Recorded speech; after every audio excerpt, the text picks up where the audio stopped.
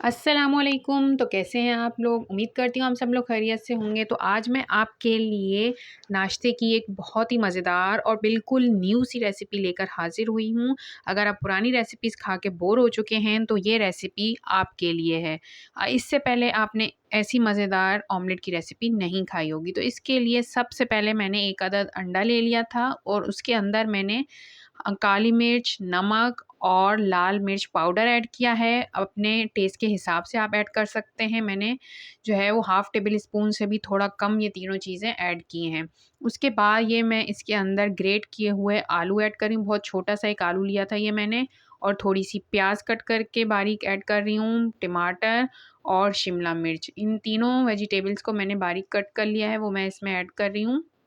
और उसके बाद हमने इसकी अच्छे से मिक्सिंग कर लेनी है, ठीक है? तो मैं आपको यहाँ पे बताती चलूँ कि आलू जो था मैंने हाफ़ टर्न कर लिया था, यानी कि आलू को मैंने तकरीबन 5 मिनट तक के लिए बॉयल करके और उसके बाद उसका छिलका उतार के और उसको ग्रेट कर लिया था। यहाँ पे मैंने 1 अदद पैन लिया है और पैन के अंदर मैंने कुकिंग ऑयल ऐड किया है और उसके बाद ये सारा मिक्सचर मैं इसके अंदर ऐड कर रही हूँ। ऐड करने के बाद हमने इसको अच्छे से चारों तरफ फैला देना है और उसके बाद आपने इसकी कुकिंग करनी है 2 मिनट, यानी कि 1 मिनट एक साइड से और 1 मिनट एक साइड से।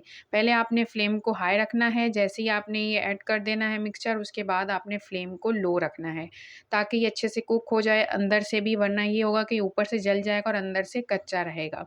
तो यहाँ पे हमने इसको दोनों साइड से 1-1 मिनट तक के लिए कुक करना है। ये आप देख सकते हैं कि कितना कलरफुल मज़ेदार सा ऑमलेट बन के रेडी हो रहा है।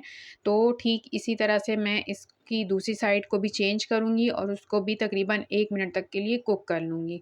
तो लीजिए जी, बहुत ही मज़ेदार सा हमारा ऑमलेट बन के रेडी हो चुका है। तो ज़रूर ट्राई करना ये रेसिपी। दुआ में याद रखना। अल्लाह हाफ़िज़।